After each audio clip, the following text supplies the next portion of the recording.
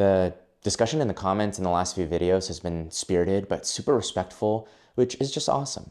I've said it before, but the Pokemon community by and large is so wholesome and positive, and I just love being a part of it.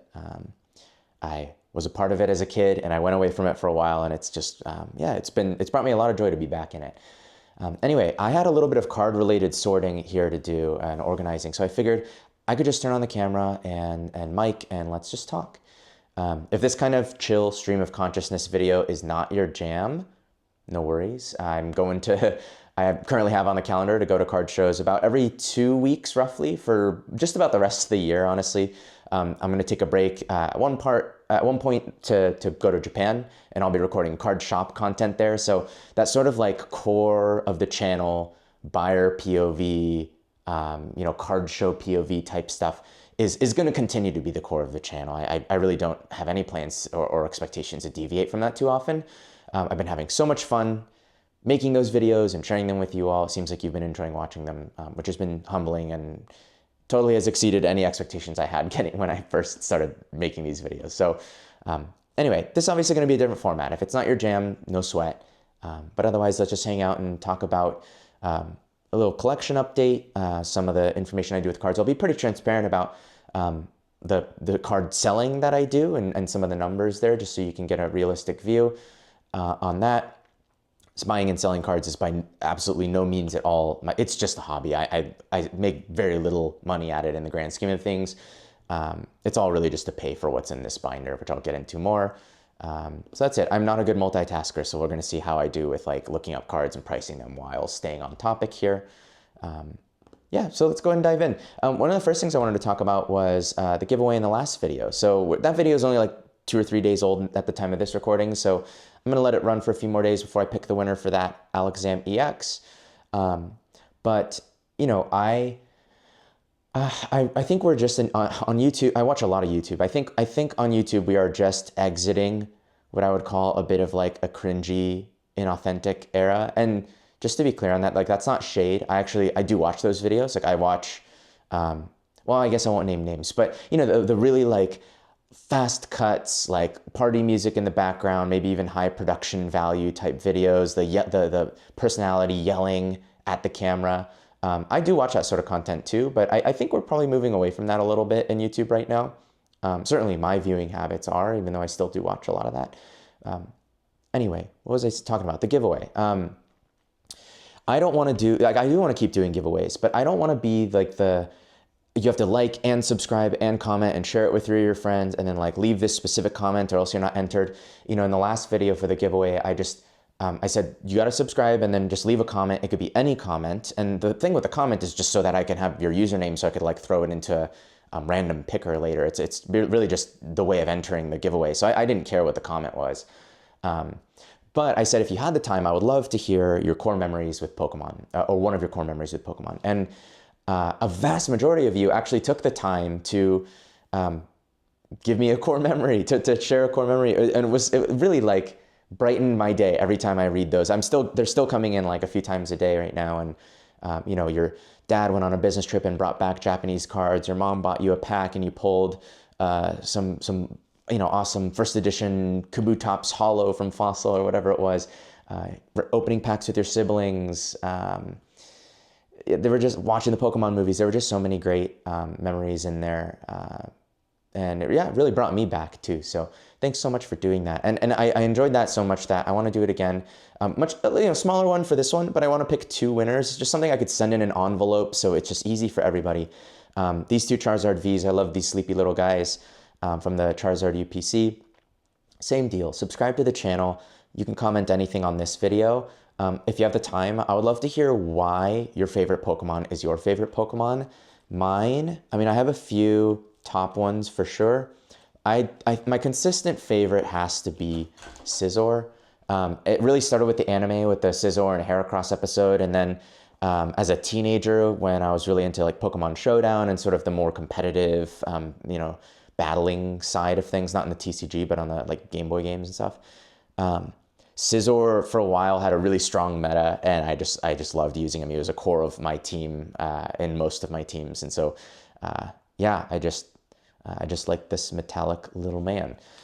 So anyway, I love to hear yours, but you don't have to. You can comment an emoji or whatever. That's totally fine.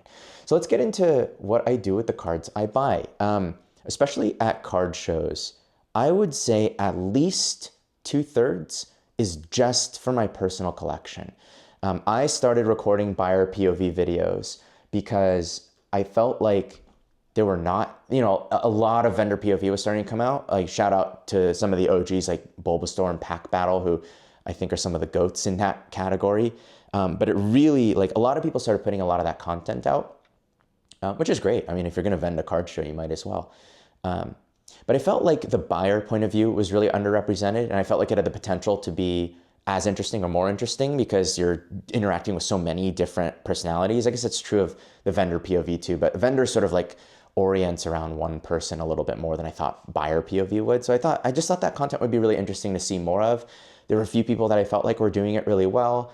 There were a few people that I thought were doing it, but like kind of to lower quality, and or there were people that are like really in the card business full time. And so I felt like there's like two people doing it well from a collector point of view. And then there's a bunch of people that are like doing really nicely edited videos that are really fun to watch, but that's like dropping $40,000 in one weekend on inventory. It's not a realistic buyer point of, I mean, they are a buyer, it is their point of view, but you know what I mean? Like it's not a collector's point of view. And I thought most people watching YouTube aren't spending $40,000 in a weekend on Pokemon cards in the hopes of like making a few $1,000s on that. Like most of the people watching Pokemon content on YouTube were probably just like me, like, either just got back into it or been into it for a long time, and you're just like building a binder or something like that of cards you like. So, or your master setting or whatever. But point is, there wasn't enough, I think, there was really very little good quality buyer POV content. I mean, shout out to Chico's Back TV and Grim Horizons. I think those guys do a pretty good job, and they're, pretty high quality content. They're fairly consistent with their uploads.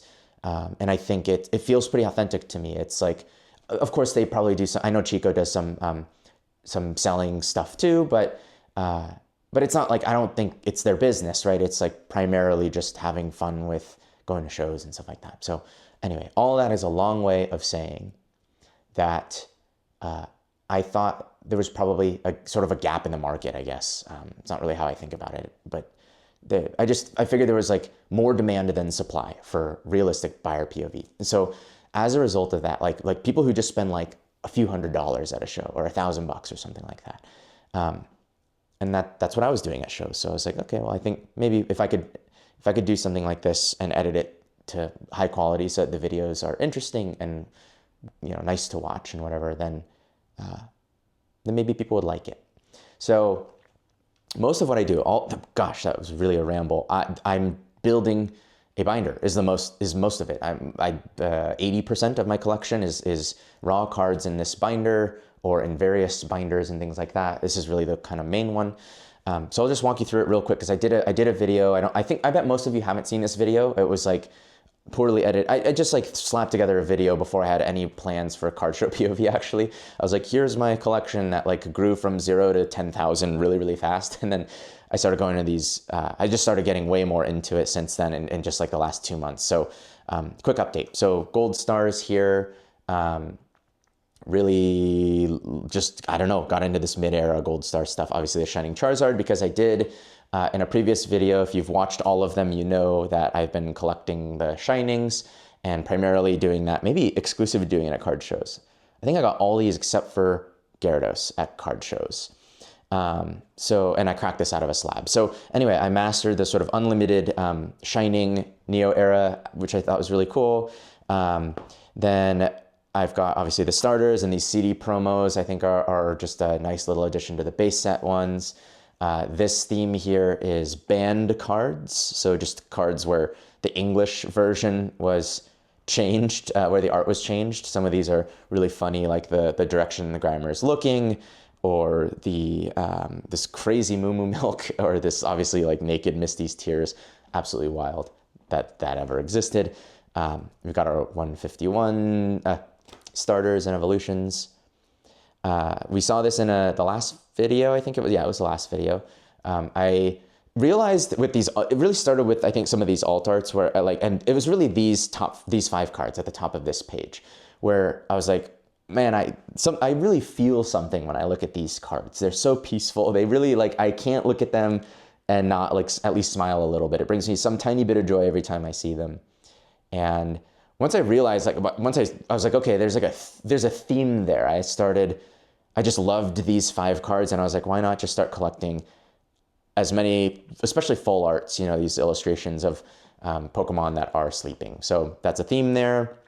Shinji Kanda, I think my favorite current artist. I really like this chaotic style. So of course the Giratina and the Magikarp are classics, but he largely does this style. I don't think I have every single one yet, but I've got most of them and really do like that style. This page is essentially trainers, trainers with their Pokemon. So Spacer Red's Pikachu. I'm sure there's something else I'll find at some point. There's a lot of great trainer gallery cards, so there's a lot of good candidates for this page. These are illustrations that I think really just go together and tell a story. Obviously the Ralts Kirlia Gardevoir, the Deerling Sawsbuck, but I just kind of thought this Heracross went with it. This Deoxys kind of went with these two, so thought those went together. Okay, this one's kind of funny. I really believe that this Celebi V is undervalued, and so I've owned several copies of it, and I kind of accidentally ended up with 3 copies of it, but I do really like this card, and right now, as of the filming of this, it's like a $30 card or something. So I have a few of those. I pulled this Gardevoir. I just got this Mewtwo, which is cooler in person than I thought. Yeah, anyway, these are just modern cards I like. There's not really too much of a theme. This one's kind of color coordinated, but just modern cards I like. Delta Species, really, I mean, if you watch the Buyer POV videos, you're probably bored of me saying, I really like Delta Species, but I did not collect cards in this era. This is like a lost era for me in some ways. I got into Yu-Gi-Oh! Like a lot of people did in that time, and I still loved Pokemon and the games, but I got away from the cards for 20 years or something like that. And so when I came back and I was like, wait, there's these reverse holo style cards where the types are swapped, that's awesome. And so I started collecting those. You've seen me doing primes in the last video especially. I went really, that was the theme of that video for sure. But these look cool on one page, and I think they're super undervalued. Most of these are under $20. So very cool, unique cards. Weird 3D art up close with a glint in their eye with the border. These cards just kind of rule. Got my Scizor collection. I'll probably go, those are we just got through all the themed stuff, so this is gonna go a little quicker here. Gengar, love this little man. He's also one of my top few favorites. And then so is Dragonite. So definitely one of my top 3. And so just collecting Dragonite cards. And then we've got our sort of WotC era. I don't know why I said sort of. It is WotC era. It's base, jungle, fossil.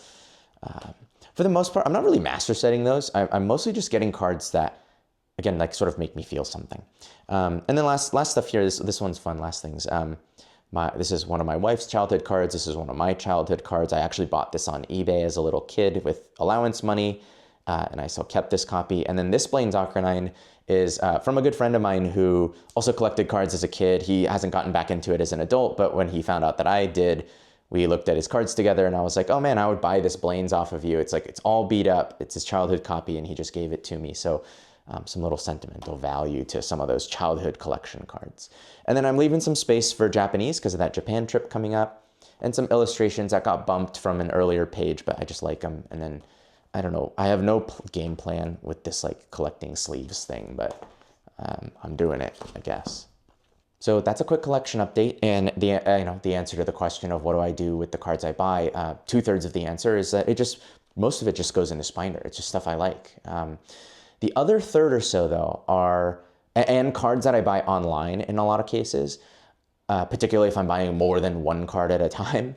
I am buying those with the hopes of reselling them and making a little bit of money to sell them online. And so I'll tell you kind of how I got started on that. I actually, well, I don't think I'm going to manage multitasking, sorting cards and stuff, so maybe I'll just flip through them. I got started selling stuff on eBay as a little kid. Yeah, some of these need to be listed. I started selling stuff on eBay as a little kid when I was like 7. I have a core memory of pulling from a Japanese pack the Neo Lugia Holo, and at the time the card was worth $20, and I was super excited, and so I wanted to sell the Lugia in order to get, yeah, see, this multitasking is going really bad. I wanted to sell the Lugia in order to get more packs. That was sort of my logic. So I sold it for $20 on eBay. And that was really the start of, like, I've been selling stuff online since whenever that was, 1999 or 2000, 2001, around then. And then once I got back into Pokemon recently, I started collecting sealed. You know, I really like looking at the sealed, but also part of the thought is, like, as this binder started getting a little bit more expensive, I was like, well, you know, what if I held on to a couple of sealed booster boxes for a few years, and these are mostly 151 full arts. What if I, you know, held on to these sealed boxes for a handful of years and then I turn around to sell them? And I thought, you know, I've done a lot of selling in other categories, but in Pokemon cards, I really had no modern history around it, I guess. Like, I know, you know, it's not like I had like a robust eBay profile or anything. So I figured if someday I want to be able to, if people are going to trust the sealed that they're going to buy from me in 5 or 10 years, potentially, I need an eBay profile, and I need to, you know, sort of build that experience for myself again, and the trust in the community and stuff like that. So, so it was really about just paying. It's not about profit again. Like, well, it is about profit, but the profit is to put in this binder. It's really just like, once this binder became worth a few $1,000s, I was like, could I hustle my way to this being free? And the answer is proving to be yes. It does take some work though. So anyway, that's a third of the cards I buy. And these are, by the way, all this stuff is like, these are from lots I bought online primarily. So, you know, buying things at a low percentage. We'll talk about buying at a percentage, because there was some hot takes on that from the 5 tips for buyers video. Oh, see this Mew, I love this guy. Okay, what was I talking about? Oh yeah, so selling on eBay and Reddit and Facebook and stuff like that. There's a lot of Mews and Mewtwo's here.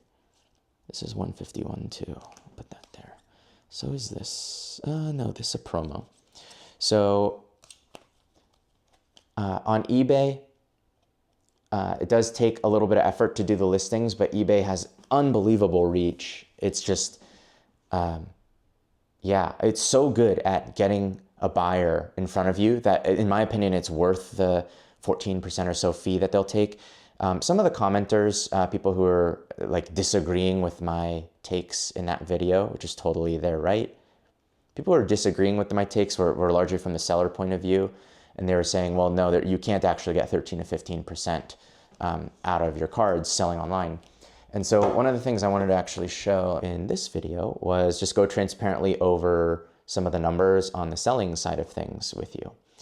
So I mostly sell on eBay, Reddit, Facebook, and now Instagram is just becoming a good channel as well for selling some cards. And anyway, I track everything. Every dollar I make or lose, I track in a spreadsheet like this.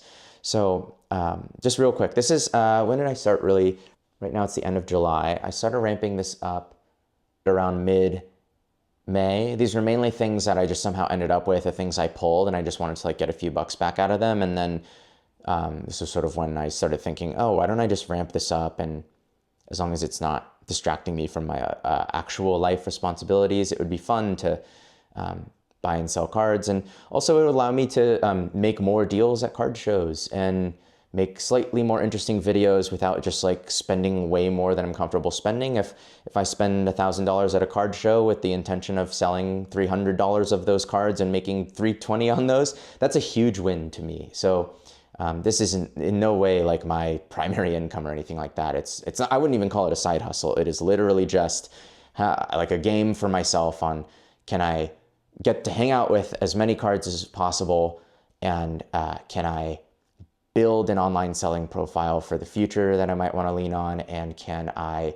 make enough profit over the course of maybe the next year so that that binder doesn't really cost me anything? So over the last, this really ramped up at around the end of June. And so in that time, I've done $7,500 in total sales. That is like gross sales, like the cost of the item plus the shipping and then fees and just all in. So the net after shipping and fees is a little less than that. Let's just do some quick math here. 7,543. Yep, so the fees and the shipping there is burning around 12%. We'll just call it 12%. So again, for the people that had, the particularly sellers and card show vendors that were like, oh, I don't like when people say that they could get 13 to 15% out from eBay. It's really more like 20 to 30%. That's not been my experience, particularly, blending platforms, because selling on Facebook and Instagram and stuff like that, it's really just like PayPal goods and services fees, which are more like 3.5% instead of 15%. But again, eBay's so good at connecting buyers and products that for the most part, I'm pretty happy to pay the 13 to 14% for that access. Anyway, the profit on that is about $1,200. We could debate exactly how to calculate the margin there, but just like to really simple, it's probably roughly $1,200 into $7,000 is probably what it works out to, because usually the buyer covers the shipping, so there's some adjustment to make there. It's the number to divide into is somewhere between these two, but it's about 17% is the margin there. So what that means is that I am usually buying cards between something like, 70 and 84% or something like that, which is true. That is about what I aim for. And so that was another one of those things that was like a hot take, right? That actually the two most upvoted comments on the 5 tips for buyers video, I thought I had something else I needed to sort here. Did I go through all of it? That was sort of one more thing I just remembered I'm doing with cards that I'm buying and collecting and pulling from packs and things like that is grading. I just started getting into it, I haven't gotten my first shipment back yet from PSA, but I just started sending cards into PSA. So that's part of the fun in the chase too. Like sometimes when I go to card shows, like when you see me looking at, especially these like trainer galleries and illustration rares, a lot of time I'm looking at those with the intention of grading them, because a lot of these cards are really hard to find nice copies of. And as a result of that, the sort of like what's what I'm looking for? The upgrade in value, if you hit a PSA 10, is really good. Like you buy a $6 card and then it's like a $70 PSA 10 and it's like a $20 PSA 9. So the downside risk is low-ish, maybe lose a few bucks if it hits not a 10. And the upside risk is like 4x if it hits a 10. And same thing, this is just like, I'm not doing this in some sort of mass quantity. My last shipment was 15 cards. I think I have 12 or something here. Every 20 cards or so I'll send a little box into PSA and see if I can make a few $100s. And that'll buy me 1 gold star or something like that for the collection. Okay, what else did we need to sort? I had a few more things here to look at. One other thing I wanted to talk about in this video was the comment sections, particularly of the 5 tips for buyers video, but just in general. I love the texture on this. These Japanese cards are great. So in general, the comments have been so overwhelmingly positive. So thank you so much. If you've taken the time to reach out on Instagram or leave a comment on YouTube and say you like the videos. I went into this with no expectations. I just thought, I'm going to these shows anyway. I like video editing. I haven't had a reason to do it in a long time. And so I might as well just do it. And I did have the hypothesis that there was an audience for realistic buyer POV. And, this morning I woke up to a comment saying that I was the Bulbasaur of buyer POV, which is like, I don't know if I can agree with that, but like Bulbasaur is the GOAT on vendor POV side. And, but that anyone would even think of that comparison, that like that the quality and the enjoyment that you're getting out of these videos is even comparable to the level that you get from someone like a Bulbasaur is just really humbling. And I'm just going to kind of I don't think I'm going to change much. I think I'm just going to, I don't think I'm going to change anything. Maybe I'll just give away cards more often, but like, I'm just going to keep doing what I'm doing here. So anyway, thank you if you said something nice. That is very nice. Oh yeah, so the other comments on that 5 tips for buyers video. So the top 2 most upvoted comments on that video were consumer sentiments around that it's wrong essentially for vendors to take things at 70% of market, and like you have the power. And you know, I get that sentiment completely. That wasn't the point I was making in that video, so I don't really think people interpreted it that way anyway.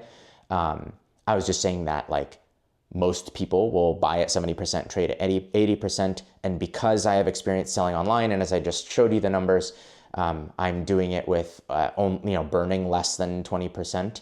I think it was more like 12% all in terms of like total sold versus after shipping and fees. Because I have that experience, I wouldn't sell to a vendor at 75% or lower than 75%, that is, at a card show. But I didn't, I never said anything like it was unfair or that you shouldn't do it. I literally, I think, said in that video that it's up to you. It's your choice. The convenience has value.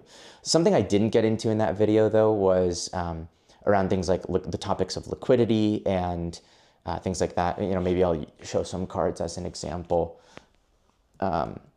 There were some good, some fair points made. There were a couple people that said they just disagreed about being able to capture, like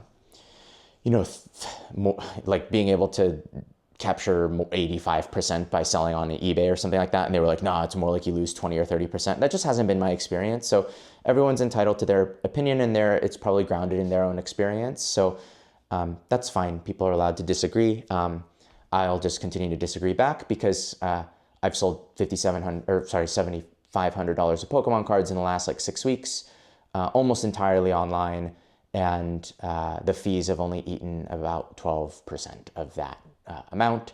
So yeah, again, like that's, what is that, 88%. So 85%, 80% at a card show for the convenience is super worth it. But there are nuances. I didn't get into some of the nuances around liquidity, and somebody I really respect, Ern, if you're watching this one, my friend, made a great point that he's like, well, I would disagree with you about market value being just like the last sold, particularly for really desirable things or scarce things. And I think I actually originally recorded some stuff about that for that buyer POV tips video. And I cut it out just because I thought it was like, you could make a whole video about, oh, there's my Whoop alarm is vibrating, sorry. This is when I was originally supposed to wake up, but I got up an hour and a half earlier than I thought I would because I was thinking about this and I just wanted to record this before I started work today. Okay, so liquidity and stuff like that. Okay, so let's talk about that. Alt arts and things like that, right? These sorts of cards, when you go on eBay, if you see on eBay that cards or whatever, PWCC, whatever platform, if you see cards are selling like 5 times a day, that indicates a lot of liquidity. There's a lot of demand for that card. There are a lot of buyers for that card. So for a card that sells all the time on online platforms, a seller, whether they're at a card show or online or whatever, is not really incentivized to sell it at a huge discount. I still think if I'm vending a card show, because I list, I have some alt arts listed on eBay right now that I got in a lot. If I list a Gengar VMAX for $300 about market value right now, I paid 80% for this, so I paid $240. If I sell it on eBay right now and I have the buyer cover shipping, so I charge like $7 or so for insured shipping on something over $130 or so, I will net 86%, set at 80%. I'll make like a 6% margin. It's pretty small, but it'll work out to like $10 or something, right? If I go to a card show, if I'm at a card show and I'm selling this as a vendor, I know that there are a lot of people who want this card. I also know that there's a lot of this card. And it's essentially a commodity, right? Like condition and all those things matter, of course, but like I'm not unique in having this card. There's like tens of thousands of this card available, but there's also like a ton of buyers for this card available. If I'm at a card show and I get an offer of 90% of market value, I would very likely take that for a liquid available card like this because it's better than I'm probably gonna do online. Let's just look at some examples together of what I mean when I'm talking about liquidity and sales volume and things like that. So let's look at Moonbryon, the Umbreon VMAX Alt Art, sold listings on eBay ended recently. This card, in varying conditions and grades and things like that, is selling all the time, like several times a day. So this is a very available but very desirable card. It makes it very liquid. So like this PSA 10 Moonbryon, right? $1,200. Not everyone's gonna have $1,200, $1,300 at a card show to spend on one slab, but like there are a lot of buyers for this card. Right? So if you're buying a Moonbryon PSA 10 at a card show, don't walk up to the vendor and offer 80%. Everyone on both sides of the table should know that the buyer for this card, there's multiple buyers for this card in that conference room wherever the card show is happening. So it's a liquid card. The seller's not incentivized to sell it at 80 or 85% or something like that necessarily, because they can probably get 90, 95, maybe even 100% of market value. Call it 95% of market value on a desirable but available card. But this is a liquid card. You can look these things up yourself on various eBay, PWCC, whatever.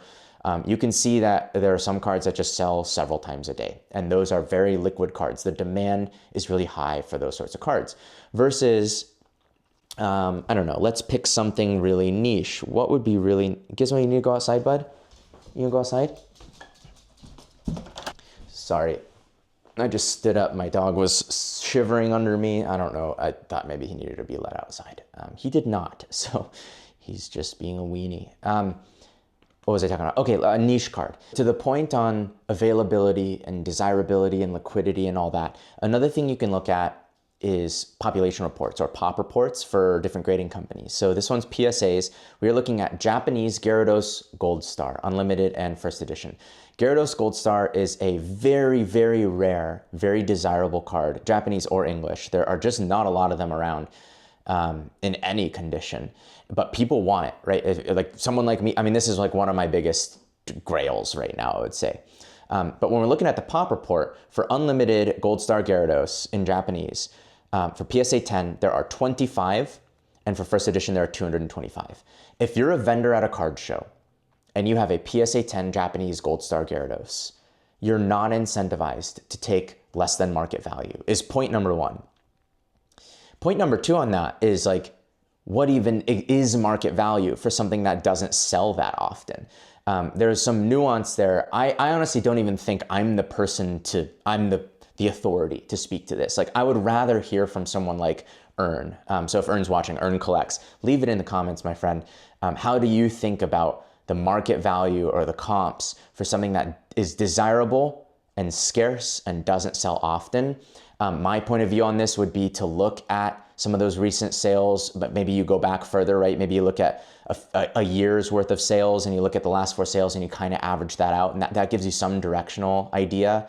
You know, if we go to eBay, we could see price charting didn't capture all of them, but like, it's pretty fair to say that the First Edition PSA 10 Japanese Gold Star Gyarados is going for, you know, mid to high 2000s, and they sell infrequently. So again, it's another thing to think about. Now, the last point on this, right? If we've got, here, I'll set this aside. If we've got cards like this, okay, everything in this pile is under $10. I mean, like, here's maybe an even better example.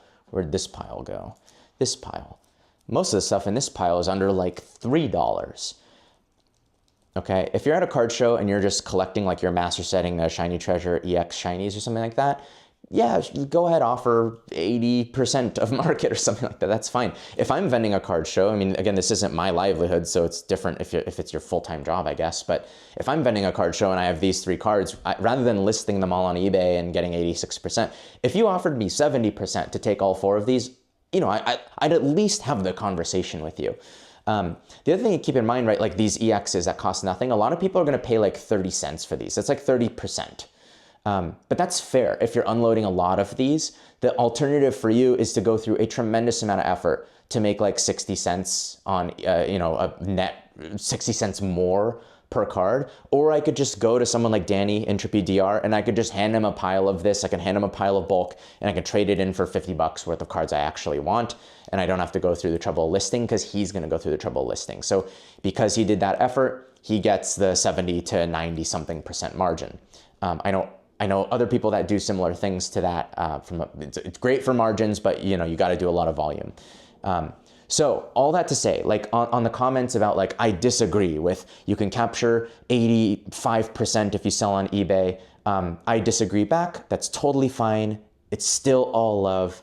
But like my experience has not been that. I am able to capture a pretty decent percentage, you know, losing only 12, 13% or something like that in actual practice across the last $7,500 of cards I've sold.